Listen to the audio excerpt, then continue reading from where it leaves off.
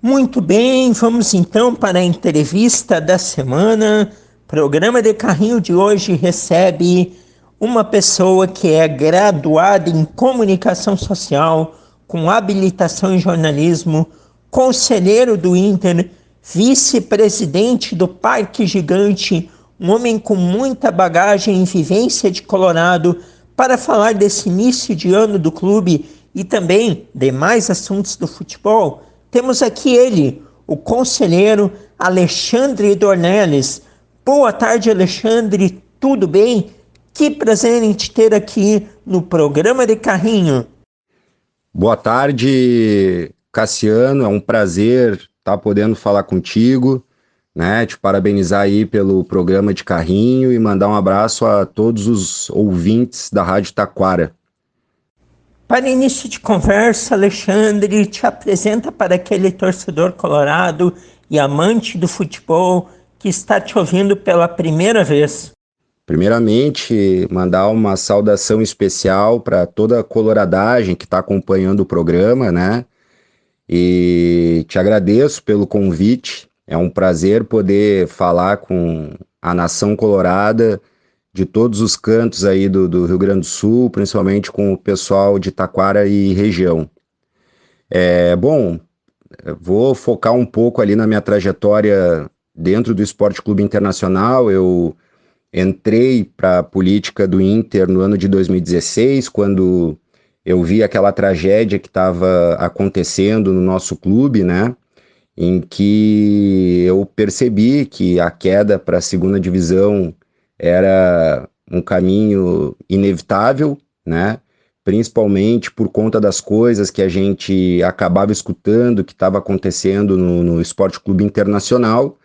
Então eu achei que era um dever como colorado, de alguma forma, entrar para a política do clube para tentar expurgar, né, o Inter de pessoas que têm interesses alheios ao do clube e da torcida em geral, né? E entrei para o movimento Inove Inter, né, que foi um movimento fundado pelo Luciano Davi, que é uma grande referência que eu tenho, mas que já está fora da política do clube, né? Não renunciou ao cargo dele de conselheiro, não participa mais do movimento, mas é alguém que eu tenho uma grande amizade, profunda admiração até hoje, né?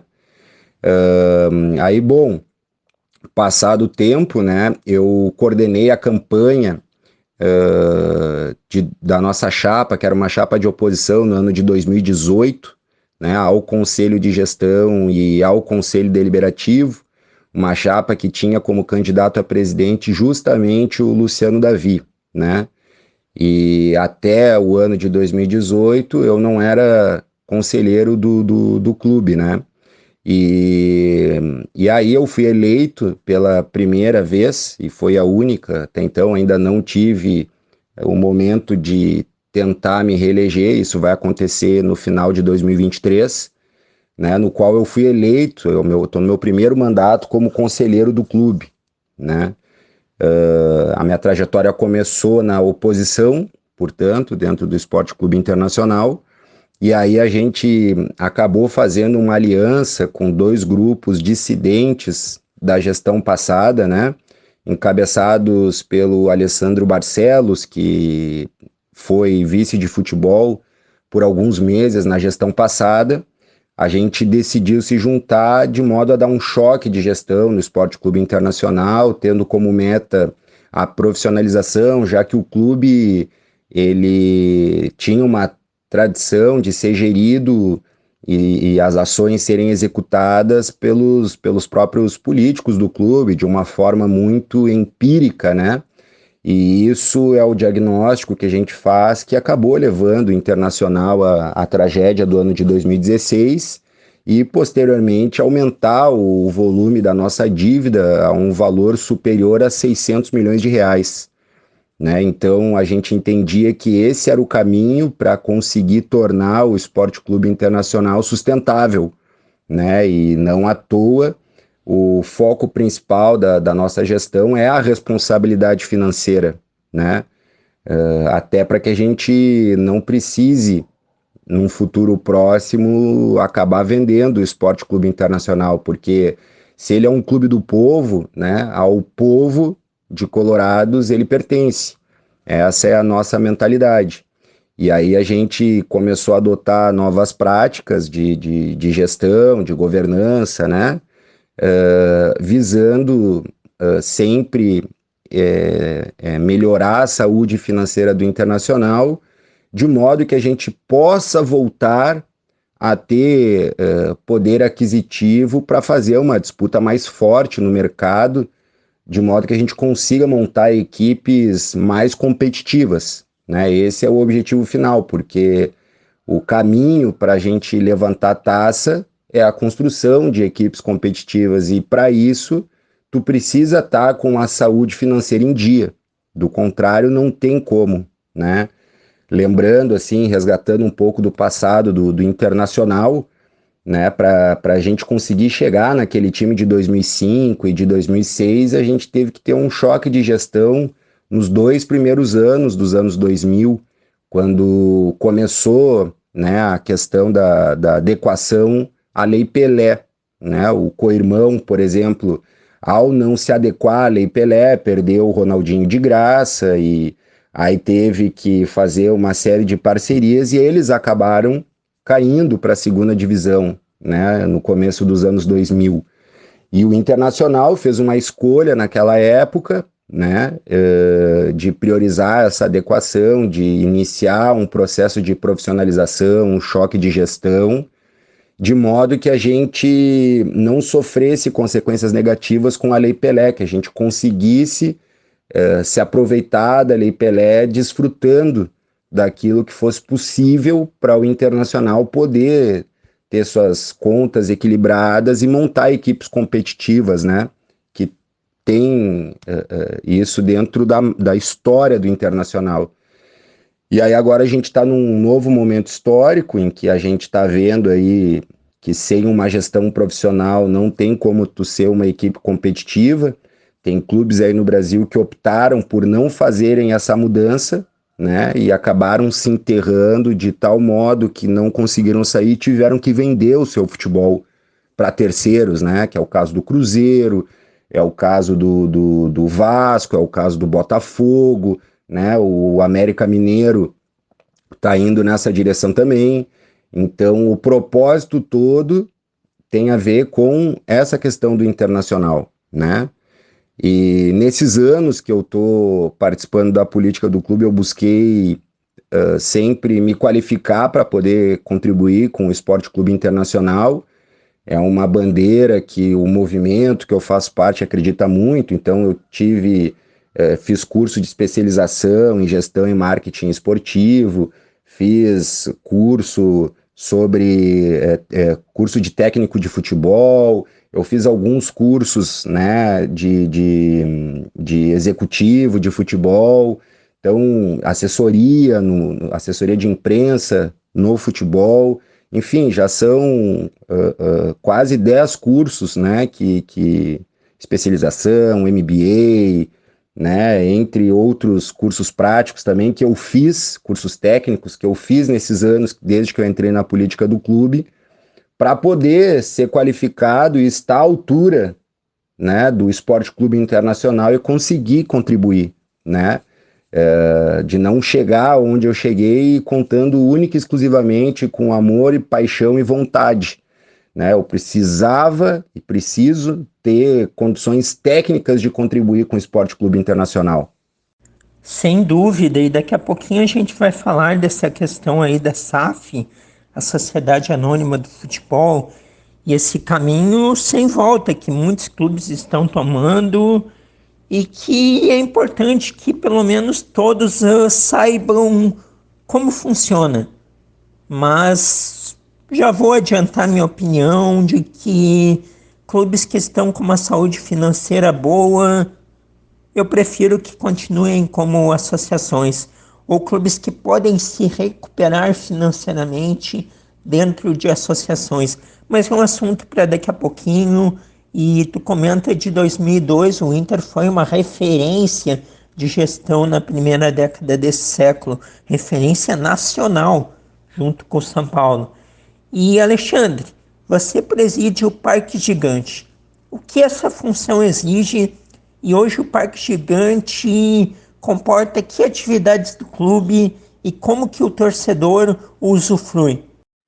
Bom, então, o Parque Gigante, cara, sem sombra de dúvidas, é o maior desafio que eu já tive na minha vida, né? Porque ele vem sendo, ao longo dos últimos anos, muito sucateado. Se vocês tiverem a oportunidade de conhecer o Parque Gigante, vocês vão ver o quanto privilegiado é o Esporte Clube Internacional em ter uma área como aquela, né, à beira do Guaíba, uma das paisagens mais bonitas da capital do Rio Grande do Sul, aqui de Porto Alegre, e com um baita potencial de mercado, né, mas ficou, no ponto de vista estrutural, muito defasado. Então a gente tem um desafio muito grande, né, ali no Parque Gigante, para que a gente possa novamente voltar a fazer investimentos, né, e comportar uma série de atividades ali dentro que permitiriam novas receitas, né, permitiria também oferecer um serviço muito melhor, principalmente para os sócios e sócias do Parque Gigante, né, mas também para o conjunto da nação colorada e do clube como um todo, né?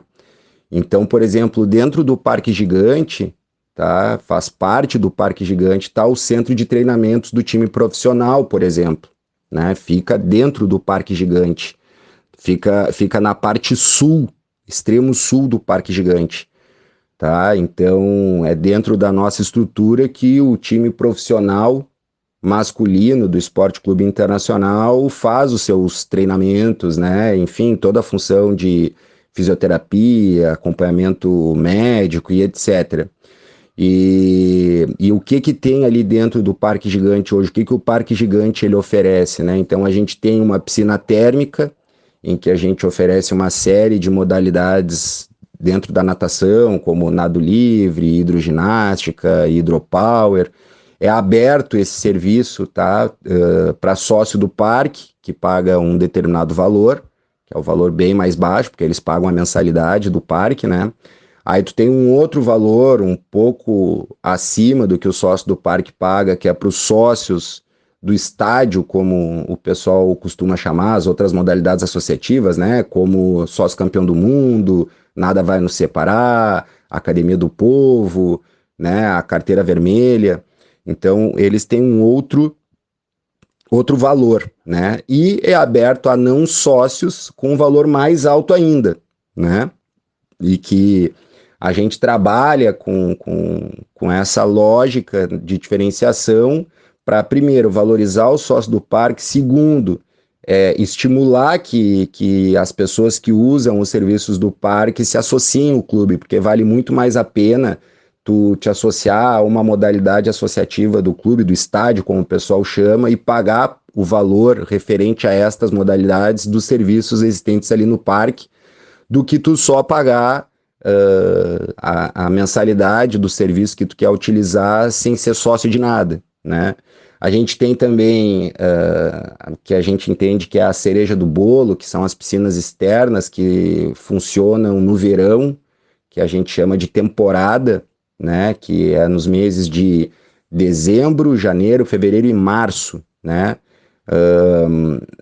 Ele funcionava até esse ano estritamente aos sócios do Parque Gigante. Os sócios do parque, eles tinham a oportunidade de trazer mais 5 convidados, e aí, devido à prioridade da questão financeira, com a saúde financeira, né, já que o Internacional é caixa único, a gente fez uma experiência de abrir para os sócios do estádio a possibilidade de pagarem a temporada sem que precisassem ser convidados pelos sócios do parque, né?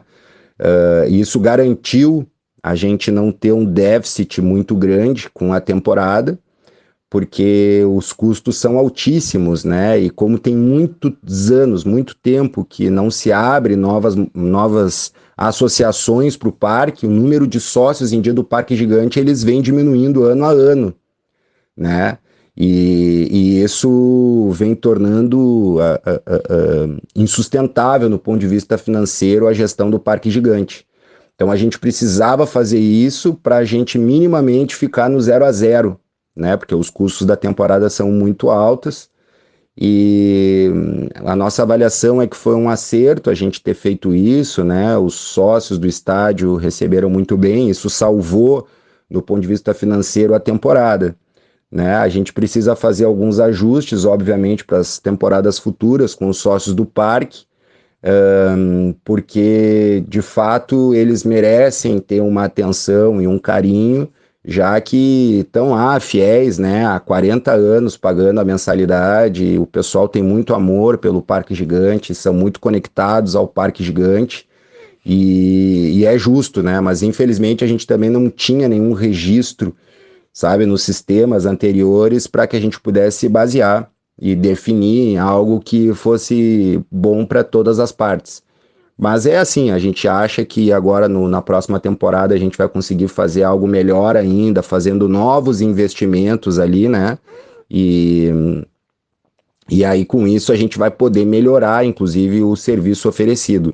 Bom, além do CT, da piscina térmica e da piscina externa que só abre na temporada, a gente também tem quadras de tênis, 2 quadras de tênis novinhas, né?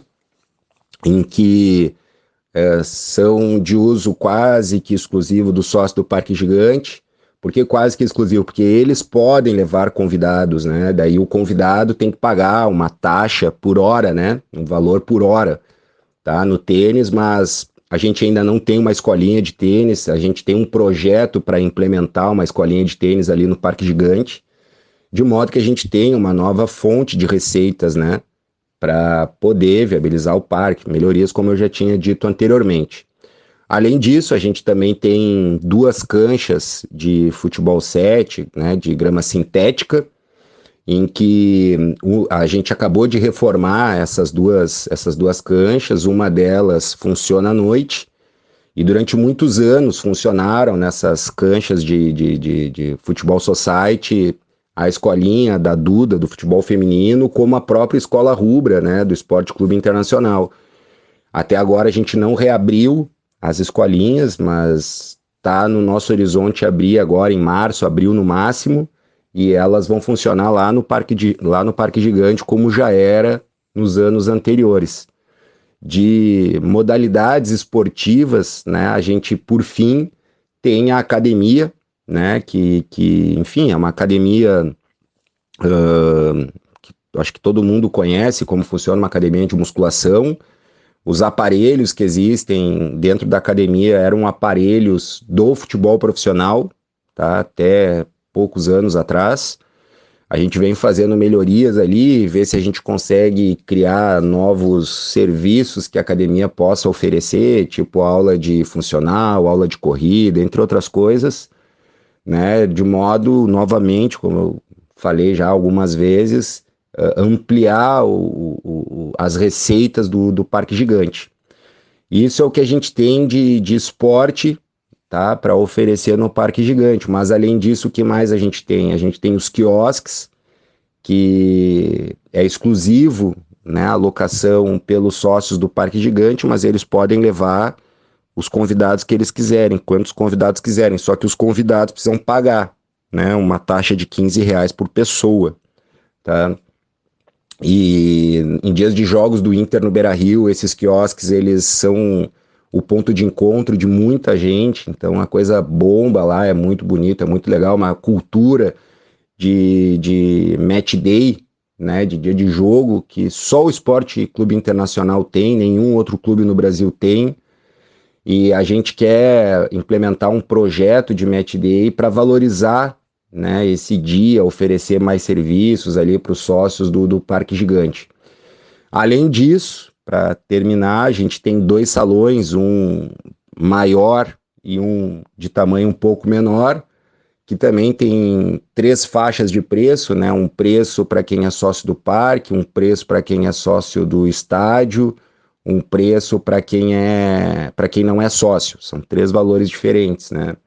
Então a pessoa ela loca, assina um contrato e aí tem o direito de uso até 6 da manhã, se não me falha a memória, né?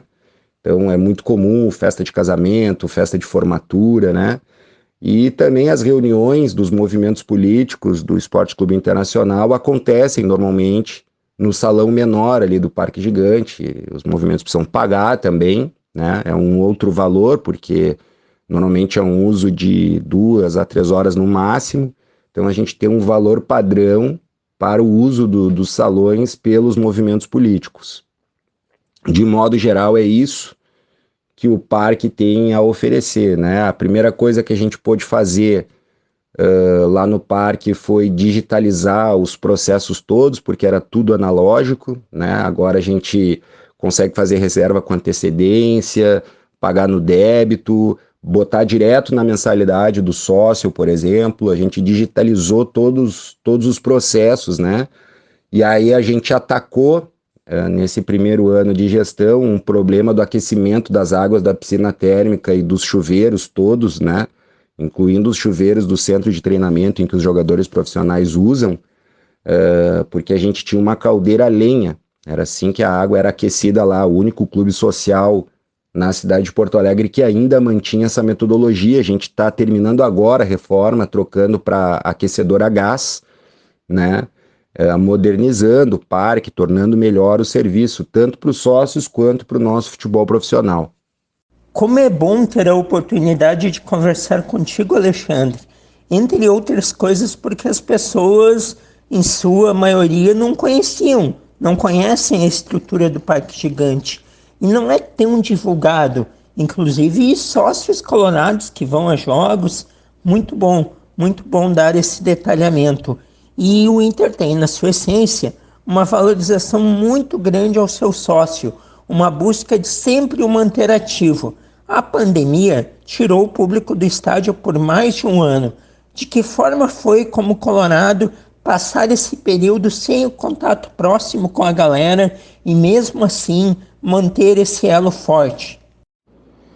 Então, Cassiano, eu vivi os dois lados dessa moeda, né?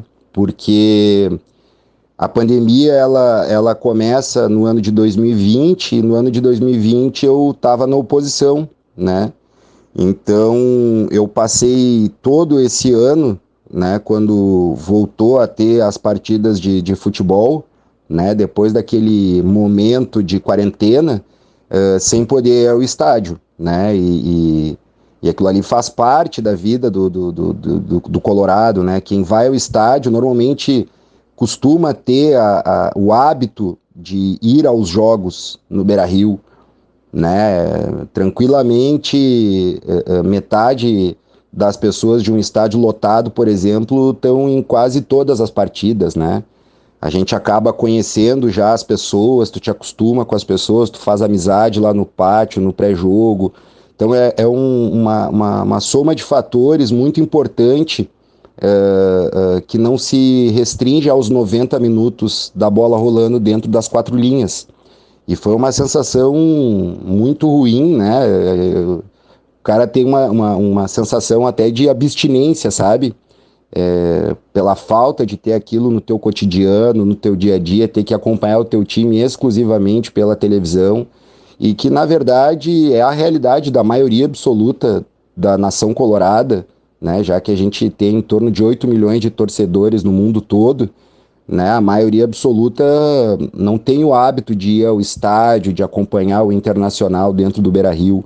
Para quem tem essa cultura, foi muito ruim, né, cara? Muito ruim. Mas era o possível e o necessário, pensando em sociedade, né, cara? Porque não tinha como a gente promover a aglomeração, a pandemia naquele momento, né? Com índices de mortalidade altíssima, não tendo vacinação, não tendo nada que pudesse nos proteger minimamente do coronavírus, né? Então foi uma sensação horrorosa. Já no ano de 2021, eu estava já na condição de vice-presidente e eu pude acompanhar, sem ter torcida no estádio, eu pude acompanhar dentro do estádio as partidas do Internacional, né? Tanto naquele momento do Campeonato Brasileiro que a gente quase foi campeão naquela arrancada, que ela se dá no momento que a gente é eleito e segue quando a gente assume, né? E os meses iniciais da temporada do ano de 2021. E aí, como não podia ter torcida na arquibancada, a gente não podia torcer junto, a gente não podia vibrar, senão a gente era notificado pela CBF, pela Federação Gaúcha de Futebol, né?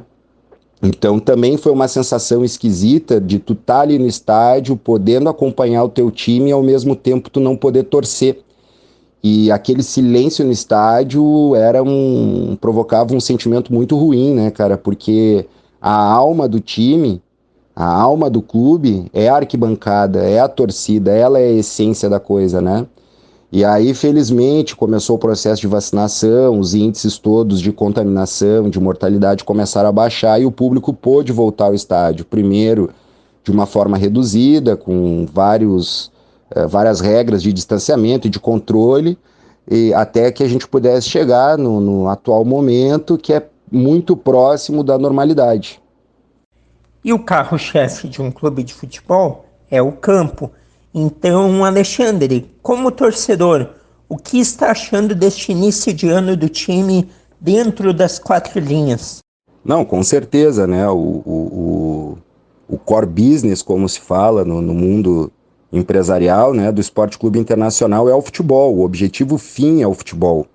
Então, tudo que existe no âmbito de Esporte Clube Internacional é para culminar no futebol, em um time competitivo, né, um time que honre as tradições, que honre a nossa cultura, a nossa história, né, de times campeões, de times de encher os olhos de qualquer apaixonado por futebol, né?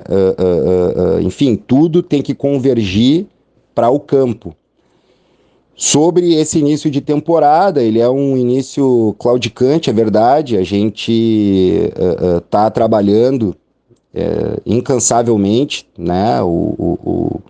Todo o departamento de futebol não tem poupado esforços para que a gente consiga, dentro de uma responsabilidade financeira, montar um time competitivo, né? Mas a gente também sabe que o processo de reformulação do elenco, né? E encontrar o time ideal, ele precisa de tempo, ele leva tempo, e a gente está bem nesse momento de transição. Muitos torcedores esperavam uma ruptura radical, uma mudança radical, que a gente mudasse a fotografia em 100% de uma maneira rápida, né? Muito mais rápida, só que no ponto de vista financeiro, em primeiro lugar, isso é impossível, né? Porque existem rescisões, existe também para tu contratar jogadores, tu precisa de dinheiro, de investimento, porque o mercado ele tem disputa, né? Então os grandes clubes, todos eles têm usado das mesmas ferramentas que nós para garimpar, para prospectar jogadores no mundo todo, né? Como se vocês podem ter acompanhado 2, 3, quando aparece um jogador que o Internacional está interessado, logo em seguida aparece o Flamengo dizendo que está interessado pelo mesmo jogador, o Atlético Mineiro interessado pelo mesmo jogador, o São Paulo interessado pelo mesmo jogador. Então a gente está tendo que disputar com esses times jogadores no mercado. Então isso não é muito fácil, né? E times que estão com um poder aquisitivo muito superior ao nosso. Então é preciso ter calma, ter tranquilidade, que a gente está trabalhando muito sério, com muita responsabilidade financeira, e eu não tenho dúvidas que o nosso time ele vai encaixar e vai nos trazer muitas alegrias, né, para toda a torcida colorada. Tá? Eu estou bastante esperançoso. O Cacique Medina é um baita técnico, é um cara muito bom de grupo, é um cara que estica a corda ao máximo para tirar o máximo dos atletas, né? E ele está buscando o time ideal, porque a gente ainda também não conseguiu entregar todas as peças que ele nos pediu. A gente está buscando, ele sabe, né?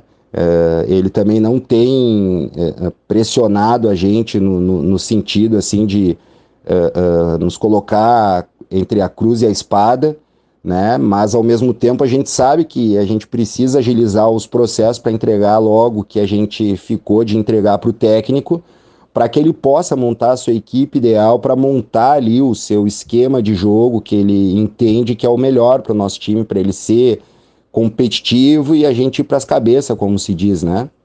O Inter vem, desde que caiu para a Série B em 2017, se reconstruindo, especialmente mais recentemente, buscando uma nova cultura que parte do comando técnico para o elenco.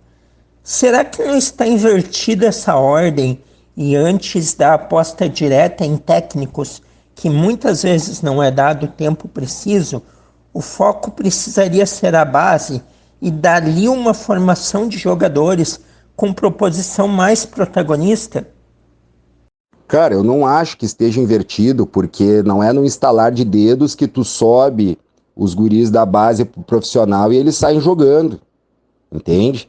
É preciso um processo de transição para tu chegar nesse ponto. A gente teve uma promessa de campanha que a gente está buscando cumprir, que é até o ano de 2023, a gente ter 40% do elenco com jogadores oriundos da base e ter 4 jogadores no time profissional que vieram da base, né? Na última partida contra o Zequinha, o time inicial, o time do primeiro tempo, que eu tava lá no Passo da Areia, que eu gostei muito do que o time apresentou, a gente começou com 5 jogadores que vieram da base, ainda que 2 deles fossem mais experientes, né? Mas são 5 jogadores que vieram do Internacional, então carregam o DNA do clube, a cultura do clube, o jeito de jogar do clube, né?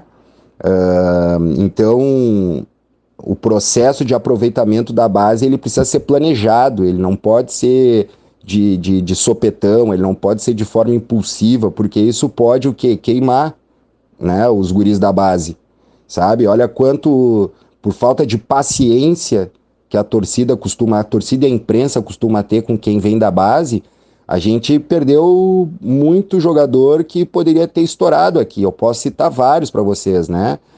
Lucas Lima, Marinho, Ricardo Goulart, né? São exemplos disso. Aí tu tem lá no Atlético Mineiro, meio campo titular dos caras, os volantes, o Alan e o Jair, saíram da base do Inter e por conta dessa falta de paciência acabaram saindo, um, se não me engano, em 2012, o outro em 2015, né? Então é preciso ter responsabilidade para não queimar os guris. Tu tendo paciência, tendo planejamento, entendendo a estratégia de transição, tu tem plenas condições de ter uma outra venda a nível de Yuri Alberto, né? A nível do que já foi um dia o Leandro Damião, do que já foi o Oscar, por exemplo, né? Que foram grandes vendas que a gente fez. Então, na verdade, se tu não tem um técnico que consiga implementar uma filosofia de jogo e que esteja alinhado com o DNA do clube, não vai ter como tu fazer essa transição de forma saudável e segura, tá? Sem que a gente queime ativos do próprio clube, né? A gente entende desse jeito. Mas, complementando, né, a tua pergunta, a gente contratou um baita cara, que é o Gustavo Grossi, a gente trouxe ele do River Plate, com um excelente trabalho prestado lá no River, que trouxe títulos importantes para o River Plate, está fazendo um ótimo trabalho na base do Internacional, a gente já ganhou títulos importantes, né, na nossa gestão, como o Brasileiro Sub-20, a gente acabou de jogar Libertadores Sub-20, né, enfim, a gente tem trabalhado muito na base, a gente reformou todo o CT de Alvorada, que é a morada dos quero-queros, que é onde a base, boa parte dela mora, onde ela treina, onde ela joga, né? Um investimento alto que a gente fez, um investimento muito alto que a nossa gestão fez, priorizando e valorizando a base, né? O próprio Gustavo Grossi, que está nesse trabalho lá na base, ele também foi ouvido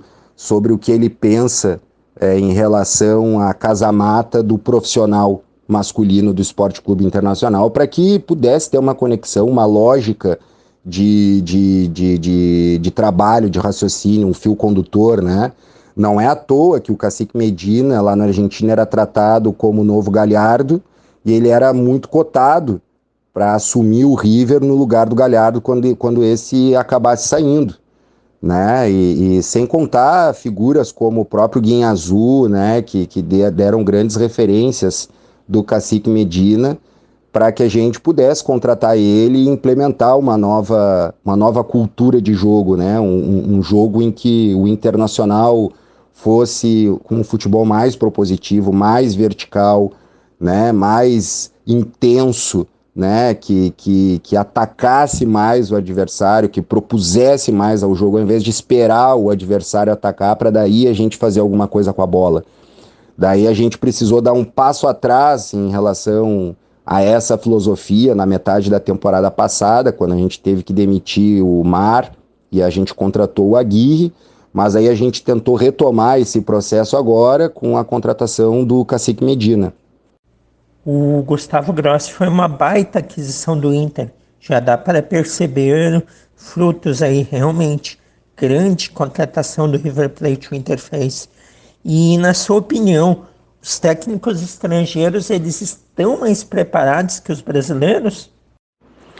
Cara, a verdade é que os técnicos estrangeiros, eles estudam muito mais do que os técnicos brasileiros de modo geral. De modo geral. Por que eu estou dizendo isso? Para não generalizar, porque existem técnicos no Brasil que são estudiosos, né? Embora não sejam a maioria hoje ainda, tá? Vou citar como exemplo o Barbieri, técnico do Bragabol, né? Mas de modo geral, cara, a cultura do técnico estrangeiro é de estudar muito mais do que o técnico brasileiro, né? Eles entendem muito mais do que o técnico nacional, entendem do jogo, de estratégia, tática, métodos de treinamento, de condicionamento físico, né? Para tu ter uma ideia, cara, lá em Portugal, para tu ter uma licença de técnico, tu tem que fazer o curso lá, que são 5 anos de curso. Tu é obrigado a treinar na Série C, na Série B, para daí tu ter condições de treinar na Série A. Olha todo o processo, cara, que é feito, né? Os técnicos argentinos, por exemplo, eles também têm um processo próximo desse, né? Enquanto aqui no Brasil é muito comum um jogador se aposentar e já assumir, né, a condição de professor, de técnico ali na Casa Mata. Então, olhando assim de forma geral, olhando a floresta e não só as árvores, né? Sem sombra de dúvidas, os técnicos estrangeiros eles estão alguns degraus acima no que diz respeito a conhecimento do próprio jogo, né? E o futebol ele é uma ciência, ele precisa ser estudado, ele não é uma pelada, entendeu? Não é uma coisa que possa ser praticada empiricamente. Tá aí o 7-1 que a gente levou da Alemanha para nos ensinar alguma coisa. Aquilo lá, no papel, se tu fosse comparar jogador por jogador, provavelmente os nossos eram melhores do que os alemães. Mas por que diabos eles tocaram 7-1 na gente? Né? Não foi corpo mole, não foi sacanagem, não entregaram o jogo, foi porque os alemães estavam taticamente, fisicamente, muito melhores do que nós. E aí eles conseguiram ganhar de 7-1 da seleção brasileira dentro da sua própria casa. A gente tem que aprender com os processos que a gente vive, né? Então, é muito recente que a CBF criou a sua academia, a CBF Academy, né? Que começou a obrigar os técnicos nacionais a terem que estudar, de terem que se qualificar para poderem estar na Casa Mata. E esse é um dos motivos, se não o principal motivo, de não existir técnicos brasileiros no centro do futebol mundial. Tu não tem técnico brasileiro na Premier League, tu não tem técnico brasileiro no La Liga, no Campeonato Espanhol, tu não tem no Campeonato Italiano, né? Agora, tu vai encontrar nesses campeonatos técnicos portugueses aos montes, tu vai encontrar técnicos argentinos, tu vai encontrar técnico uruguaio. E por quê? Por conta da questão do estudo. É pura e simplesmente por isso. O futebol, ele evoluiu. E quem não acompanhar a evolução vai ficar para trás. Esse que é o ponto, né? Então a gente não pode ter preconceito. E eu acredito, sinceramente, que essa experiência que o Brasil está tendo, né, com diversos técnicos estrangeiros, né, o Campeonato Brasileiro vai começar agora, o da Série A, e tem 9 dos 20 times com técnico estrangeiro. Isso é muito importante, né? Os técnicos brasileiros vão ser obrigados a ter que estudar também, eles vão aprender também, os próprios jogadores brasileiros vão evoluir a sua consciência tática, que é muito importante. Para eles vai ser muito bom, porque vai abrir mais mercado para eles na Europa, então para os clubes também é bom, porque são novas receitas que vão entrar, né? Então eu só vejo com olhos positivos. Na verdade, o que determina, portanto, é se o cara estuda, se o cara tem qualidade, não a nacionalidade dele. Não é isso que importa, não é fetiche por estrangeiro, mas é a capacidade técnica do profissional que tu está contratando. Esse que é o ponto. Estamos conversando com Alexandre Dornelles, conselheiro do Internacional, presidente do Parque Gigante. Alexandre, e esse clima de animosidade que existe de parte da torcida com alguns jogadores, especialmente os que já têm um certo tempo de casa, dá clima e condições de eles permanecerem trabalhando no Inter, jogando por aqui?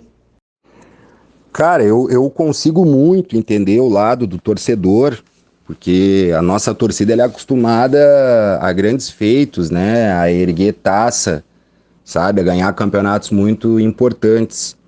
E a gente vem de um período muito longo em relação à nossa própria história, sem ganhar títulos, né?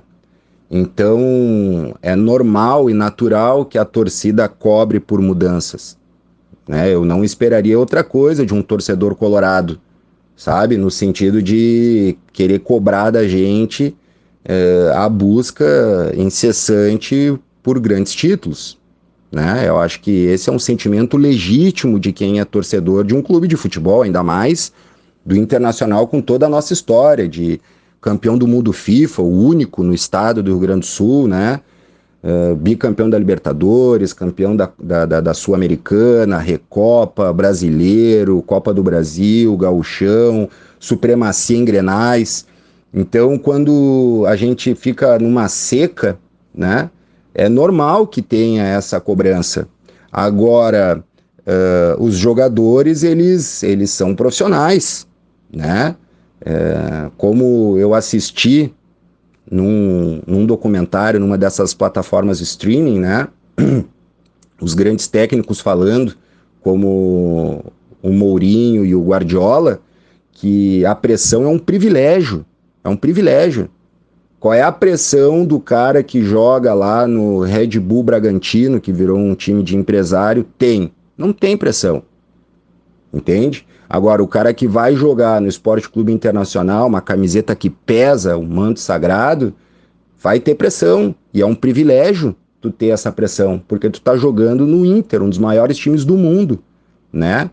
E sabendo que eles são profissionais, esse desgaste existente por conta desse histórico não deve interferir no desempenho deles dentro de campo, né?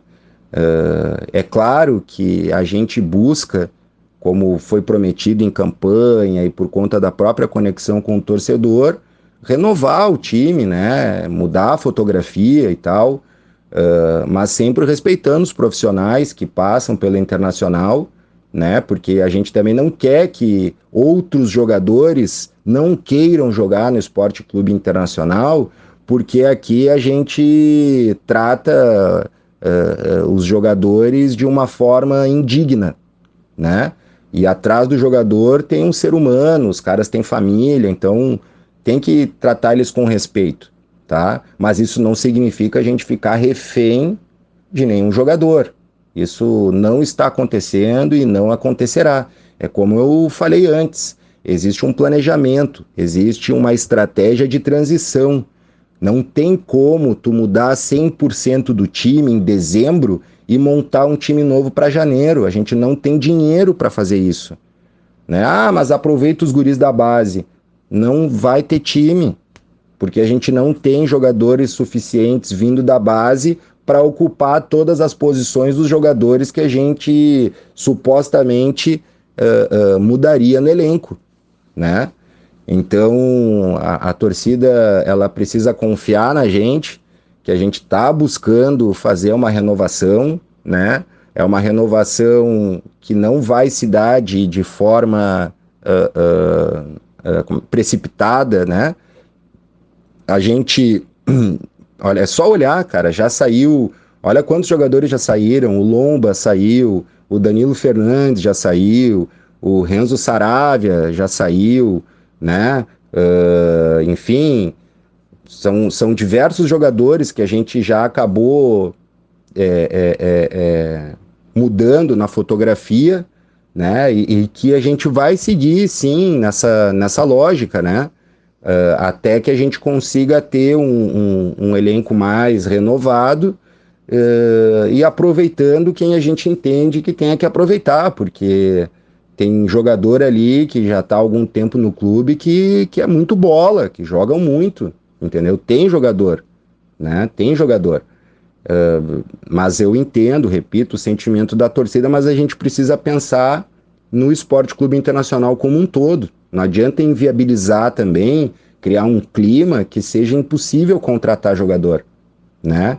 E também não tem como fazer uma mudança tão radical de modo que o time não consiga performar em campo, né? É preciso ter responsabilidade. O lado de estar na gestão é muito difícil.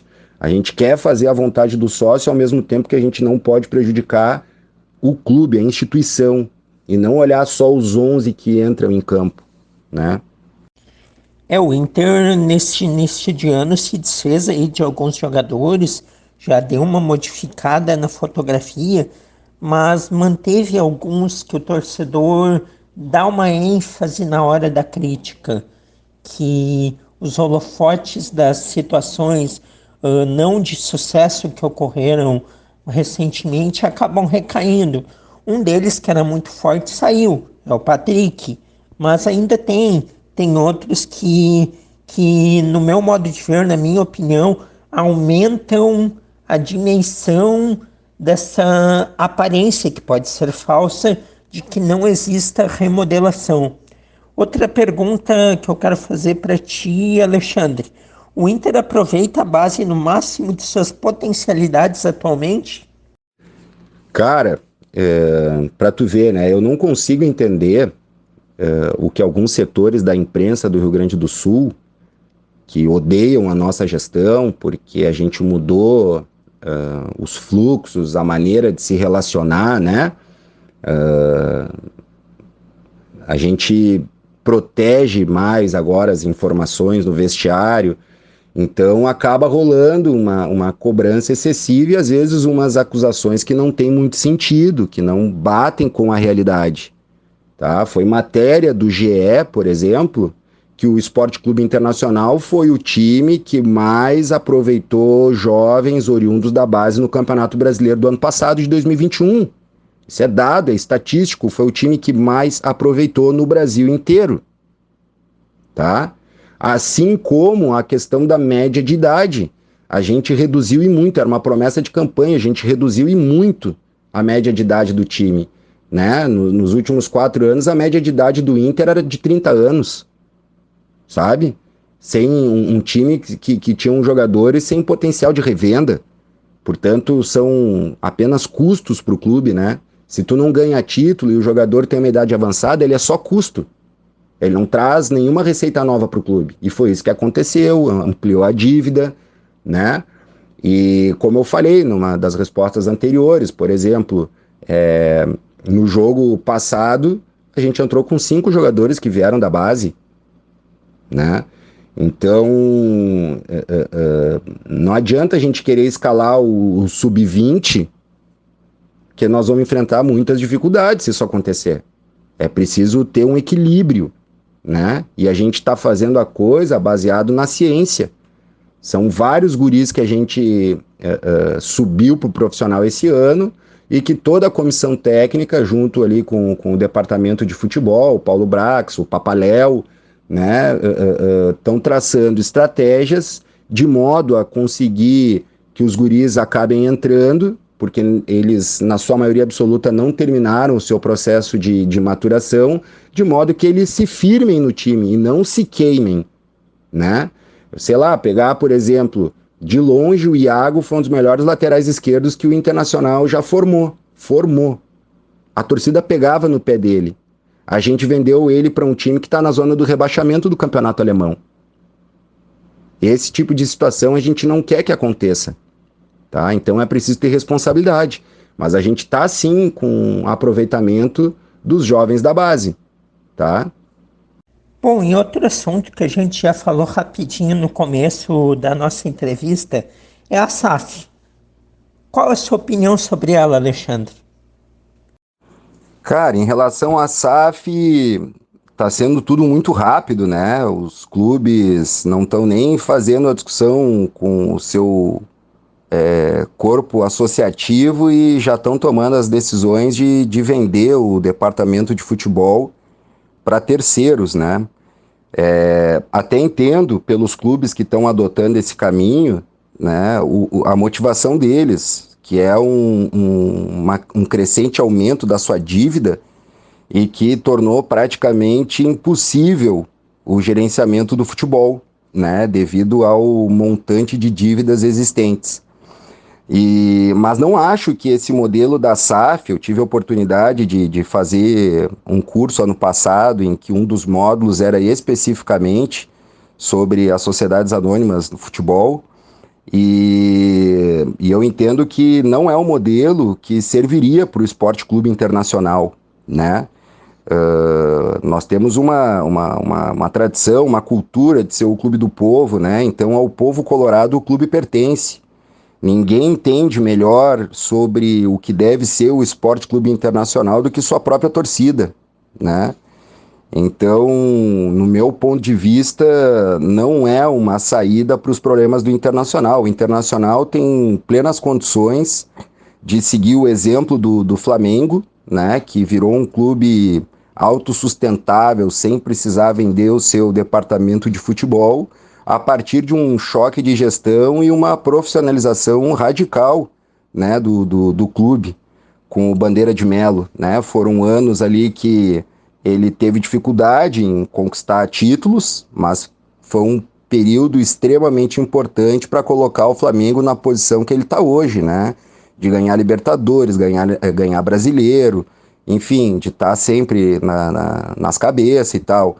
E o Internacional tem plenas condições de seguir esse mesmo caminho e é o que a nossa gestão está tentando fazer, né? Dar o exemplo de que existe um caminho possível do clube ser sustentável e montar times altamente competitivos, né? Então essa é a visão que eu tenho em relação à SAF. Eu também vou por esse caminho, Alexandre. Concordo contigo. E logo mais, falando de gauchão, de campeonato estadual, futebol, rivalidade, tem Grenal. Dia de Grenal, 19 horas, Beira-Rio, Inter e Grêmio. Qual a tua expectativa para essa partida? Cara, sobre o Grenal, é um clássico, né? A gente sabe que quando a bola rola, não existe favoritismo no Grenal, embora exista uma superioridade de vitórias ao longo dos anos todos do Inter sobre o Grêmio.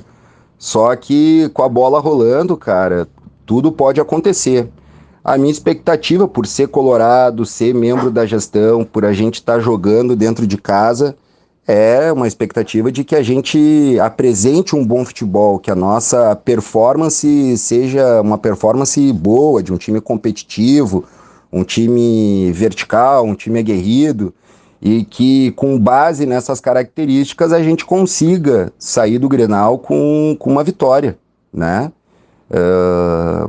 Uma vitória com o time performando bem. É isso que eu espero do nosso time. Eu estou confiante que a gente tenha condições de atingir esse objetivo. Em termos nacionais, pensando na temporada mais à frente, em que lugar dá para projetar o Inter neste ano? Então, a gente, no Campeonato Gaúcho, a gente tem a expectativa de conseguir sair campeão, né? É muito importante o título do Gaúchão para nós, dentro daquilo que eu já tinha dito, porque a gente está já há alguns anos sem levantar nem mesmo essa taça, né, do Gauchão. A gente tem uma expectativa muito grande em relação à Sul-Americana, né? Da gente chegar nas cabeças, de ir até a final e estando na final a gente buscar o título, né? Em relação ao Campeonato Brasileiro, que é um campeonato extremamente competitivo, provavelmente é o campeonato nacional mais competitivo do mundo, na medida em que tu não tem 2, 3 favoritos, tu tem muito mais favoritos, né? Times, camisetas muito pesadas, em condições de serem campeões, né? Então a nossa expectativa é que a gente fique no mínimo, né, numa posição que nos classifique de forma direta para a Libertadores da América. A nossa expectativa mínima em relação ao Campeonato Brasileiro é performar para ficar numa dessas posições, né? Obviamente que o Internacional é um clube grande, né? E ele tem que entrar em todos os campeonatos buscando ser campeão, né? Eu acho que o Internacional, mesmo numa dificuldade financeira, ele tem um dever histórico de sempre buscar o título, sempre buscar levantar a taça, né? E é isso que nós vamos buscar com muito trabalho, é com muito trabalho mesmo. Bom, e você, Alexandre? Fora o internacional, a sua rotina de Colorado, de trabalho no Parque Gigante, o que tu gosta de acompanhar aí dos demais jogos, times, confrontos? Tu é um espectador de futebol fora o Colorado? Cara, eu sou um apaixonado pelo futebol, né? Desde pequeno, cara, eu sempre tive o desejo de estar no meio, de estar envolvido com o futebol.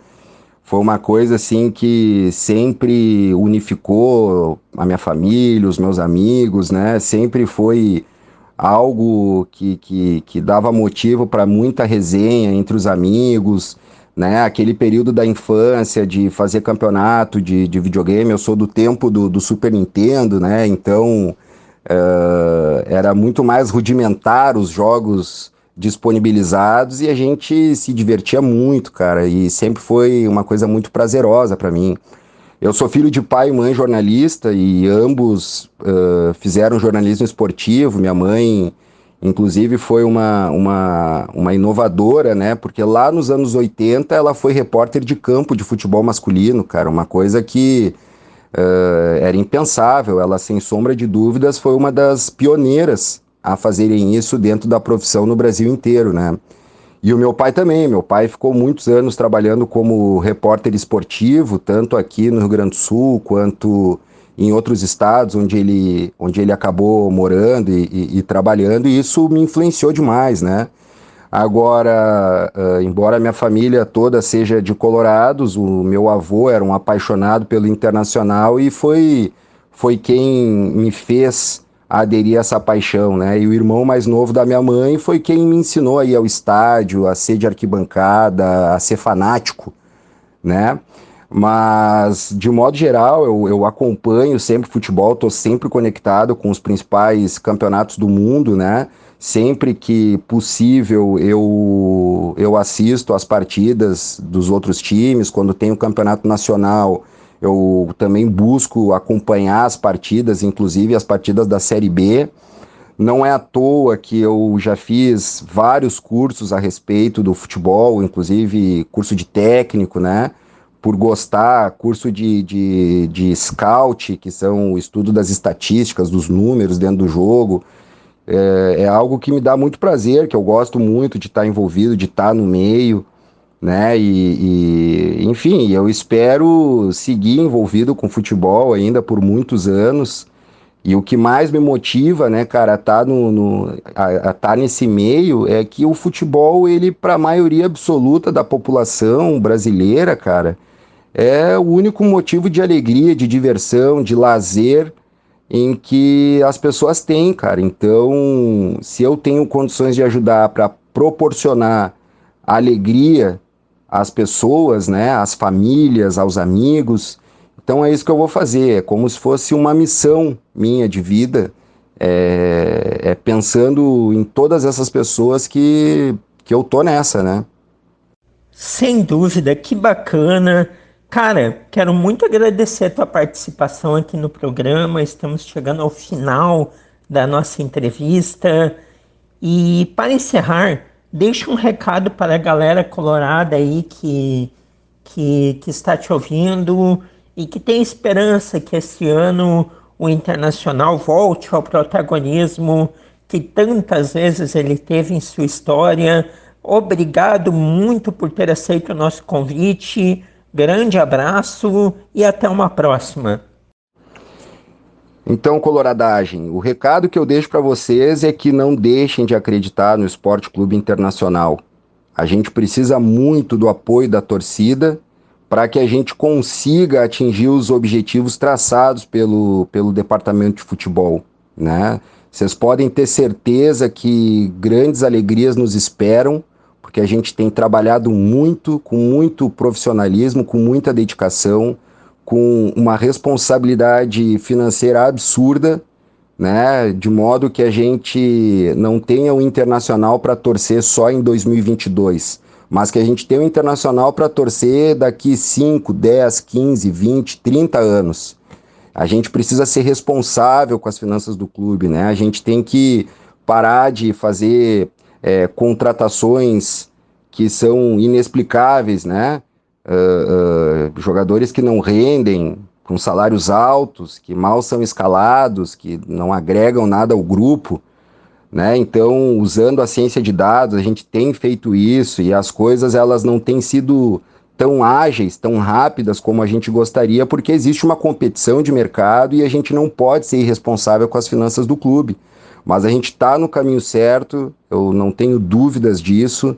Acreditem na gente, contribua com o clube. A gente nessa pindaíba financeira, a gente precisa muito do torcedor. Então, quem puder se associe ao Esporte Clube Internacional, porque esse é o caminho para deixar o Inter mais forte, né? Porque o Inter, a gente sabe que ele pode mais, ele pode muito mais. E a gente está trabalhando, dando tudo de nós, dando o nosso melhor, né? Deixando de dormir, deixando de estar com a família, tudo para conseguir entregar o Internacional para essa torcida maravilhosa que é a nação colorada.